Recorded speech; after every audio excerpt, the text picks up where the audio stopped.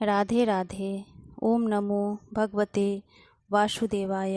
है जो व्यक्ति हर गुरुवार भगवान विष्णु की पूजा करता है और गुरुवार की कथा सुनता है, गुरु बृहस्पति की और भगवान विष्णु की कृपा से उसकी सभी परेशानियां दूर हो जाती। प्राचीन समय की बात है।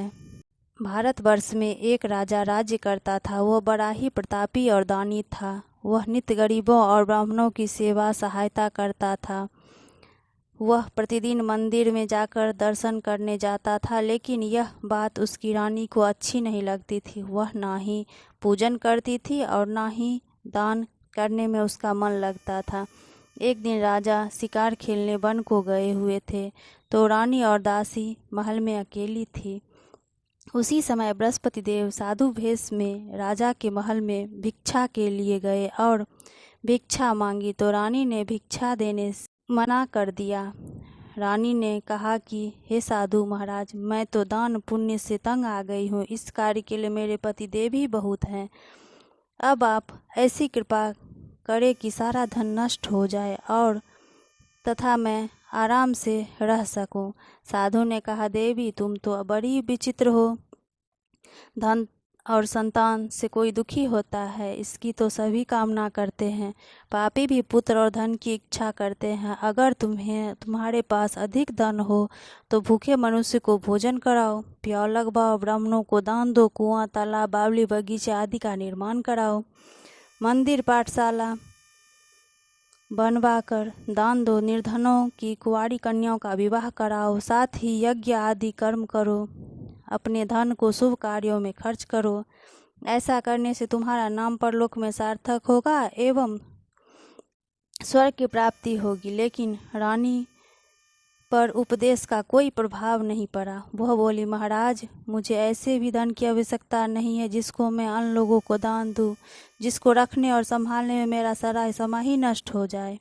अब आप ऐसी कृपा करें कि सारा धन नष्ट हो जाए तथा मैं आराम से रह सकूं। साधु ने उत्तर दिया, यदि तुम्हारी ऐसी ही इच्छा हो तो जैसे मैं तुम्हें बताता हूँ तुम वैसे ही करना। बृहस्पतिवार को घर को गोबर से लीपना, अपने केसों को पीली मिट्टी से धोना, राजा से कहना वह बृहस्पतिवार को हजामत करवाए, भोजन में मांस मंदिरा खाना और कपड़ा धोबी के यहाँ धुलने डालना। ऐसा करने से 7 बृहस्पतिवार में ही आपका सारा धन नष्ट हो जाएगा। इतना कहकर वह साधु महाराज वहाँ से अंतर्ध्यान हो गए। उसके बाद रानी ने वही किया जो साधु ने बताया था। 3 बृहस्पतिवार ही बीते थे कि उसका समस्त धन संपत्ति नष्ट हो गया और भोजन के लिए राजा रानी तरसने लगे। तब एक दिन राजा ने रानी से कहा कि तुम यहाँ पर रहो, मैं दूसरे देश चाकरी के लिए चला जाता हूँ, क्योंकि यहाँ पर मुझे सभी मनुष्य जानते हैं, इसीलिए कोई कार्य भी नहीं कर सकता। देश चोरी परदेश भीख बराबर है। ऐसा कहकर राजा परदेश चला गया। वहाँ जंगल को जाता और लकड़ी काट कर लाता और शहर में बेचता। इस तरह जीवन व्यतीत करने लगा। इधर राजा के बिना रानी और दासी दुखी रहने लगी। किसी दिन भोजन मिलता और किसी दिन जल पीकर ही रह जाती। एक समय जब रानी और दासियों को 7 दिन बिना भोजन के व्यतीत करना पड़ा, तो रानी ने अपनी दासी से कहा, हे दासी, पास ही के नगर में मेरी बहन रहती है, वो बड़ी धनवान है। तू उसके पास जा और 5 सेर बेझर मांग कर ले आ, ताकि कुछ समय के लिए थोड़ा बहुत गुजर बसर हो जाएगी। दासी रानी की बात बहन के पास गई। उस दिन बृहस्पतिवार था। रानी की बहन उस समय बृहस्पतिवार की कथा सुन रही थी। दासी ने रानी की बहन को अपनी रानी का संदेश सुनाया, लेकिन रानी की बहन ने कोई उत्तर नहीं दिया। जब दासी को रानी की बहन से कोई उत्तर नहीं मिला तो वह बहुत दुखी हुई। उसे क्रोध भी आया। दासी ने वापस जाकर रानी को सारी बात बता दी। यह सुनकर रानी ने कहा कि दासी, इसमें उसका कोई दोष नहीं है। जब बुरे दिन आते हैं तब कोई सहारा नहीं देता। अच्छे बुरे का पता तो विपदा ही में लगता है। जो ईश्वर की इच्छा होगी वही होगा। यह सब हमारे भाग्य का दोष है। यह सब कहकर रानी ने अपने भाग्य को कोसा। उधर रानी की बहन ने सोचा कि मेरी बहन की दासी आई थी, लेकिन मैं उससे नहीं बोली, इससे वह बहुत दुखी हुई होगी। कथा सुनकर और पूजन समाप्त कर वह अपनी बहन के घर गई और कहने लगी, हे बहन, मैं बृहस्पतिवार का व्रत कर रही थी, तुम्हारी दासी गई, लेकिन जब तक कथा होती है तब तक ना उठते हैं और ना बोलते हैं, इसीलिए मैं नहीं बोली थी। कहो दासी, क्यों आई थी? रानी की बहन बोली, हमारे घर अनाज नहीं था। ऐसा कहते रानी की आंखें भर आई। उसने दासियों समेत 7 दिन तक भूखा रहने की बात भी अपनी बहन को बता दी। इसीलिए मैंने दासी को तुम्हारे पास 5 सेर बेझर लेने के लिए भेजा था। रानी की बहन बोली, बहन देखो, बृहस्पति देव सबकी मनोकामना पूर्ण करते हैं, देखो शायद तुम्हारे घर में अनाज रखा हो। पहले तो रानी को विश्वास नहीं हुआ, परंतु बहन के आग्रह करने पर उसने दासी को अंदर भेजा। दासी घर के अंदर गई तो वहाँ पर उसे एक घड़ा बेझर से बड़ा मिल गया। उसे बड़ी हैरानी हुई। उसने बाहर आकर रानी को बताया। दासी रानी से कहने लगी, हे रानी, जब हमको भोजन नहीं मिलता तो हम व्रत ही तो करते हैं, इसीलिए क्यों ना इससे व्रत और कथा की विधि पूछ ली जाए, हम भी व्रत कर लिया करेंगे। दासी के कहने पर रानी ने अपनी बहन से बृहस्पतिवार व्रत के बारे में पूछा। उसकी बहन ने बताया, बृहस्पतिवार के व्रत में चने की दाल व गुड़ मनक्का से विष्णु भगवान को केले के वृक्ष की जड़ में पूजन करे तथा दीपक जलाएं और कथा सुने। उस दिन एक ही समय भोजन करें। भोजन में पीले खाद्य पदार्थ का सेवन जरूर करें, इससे गुरु भगवान प्रसन्न होंगे, अन्न पुत्र धन का वरदान देते हैं, साथ ही सभी मनोकामनाएं पूर्ण करते हैं। व्रत और पूजन की विधि बताकर रानी की बहन अपने घर लौट गई। रानी और दासी दोनों ने निश्चय कर लिया कि बृहस्पति देव का पूजन जरूर करेंगे। 7 रोज बाद जब बृहस्पतिवार आया तो उन्होंने व्रत रखा। घुड़सार में जाकर चना और गुड़ बीन लाई तथा उसकी दाल से केले की जड़ में विष्णु भगवान का पूजन किया। अब पीला भोजन कहाँ से आए? दोनों बड़ी दुखी हुई, परंतु उन्होंने व्रत किया था, इसीलिए बृहस्पति देव प्रसन्न थे। एक साधारण व्यक्ति के रूप में वो 2 थालों में पीला भोजन लेकर और दासी को देखकर बोले, हे दासी, यह भोजन तुम्हारे और रानी के लिए है, तुम दोनों कर लेना, इसे तुम दोनों ग्रहण करना। दासी भोजन पाकर बहुत प्रसन्न हुई। उसने रानी से कहा, चलो रानी जी, भोजन कर लो। परंतु रानी को भोजन आने के बारे में कुछ नहीं पता था, इसीलिए उसने दासी से कहा, जा तू ही भोजन कर ले, क्योंकि तू व्यर्थ में हमारी हंसी उड़ाती है।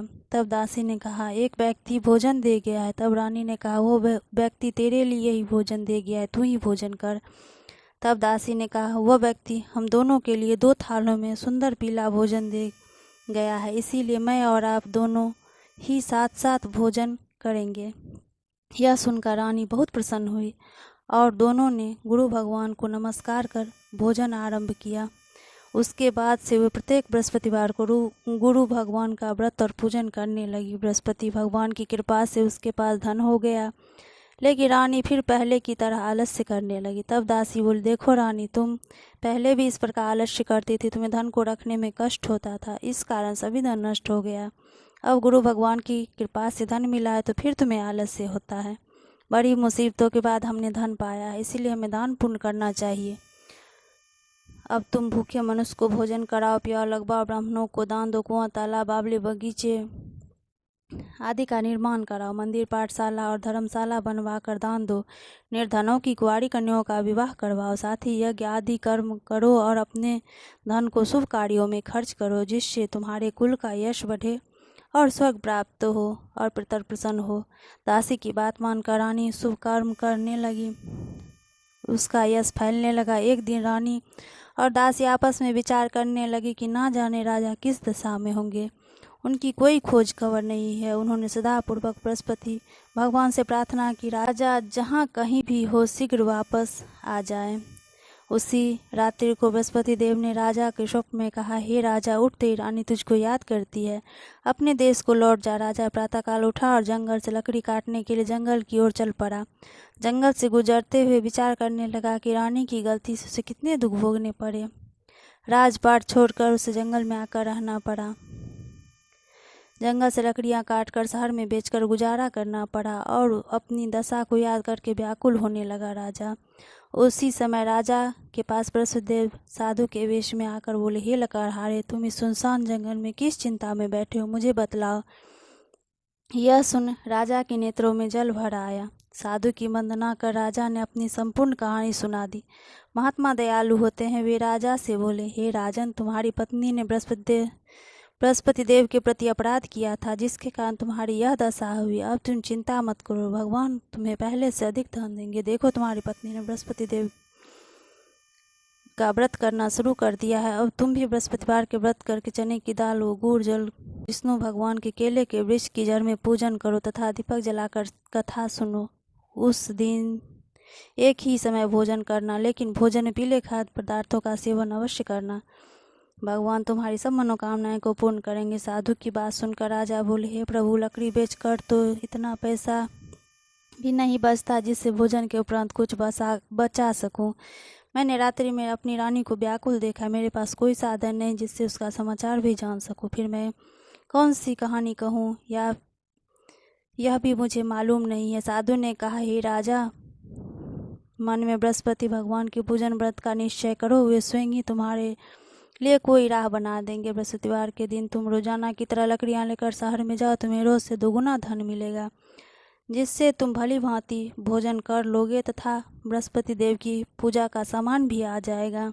राजा ने ऐसा ही किया और उसको मनोवांछित फल की प्राप्ति हो गई। इस प्रकार जो भी यह कथा पढ़ता या सुनता है, भगवान विष्णु उसकी सब मनोरथ पूर्ण करते हैं। ओम नमो भगवते वासुदेवाय।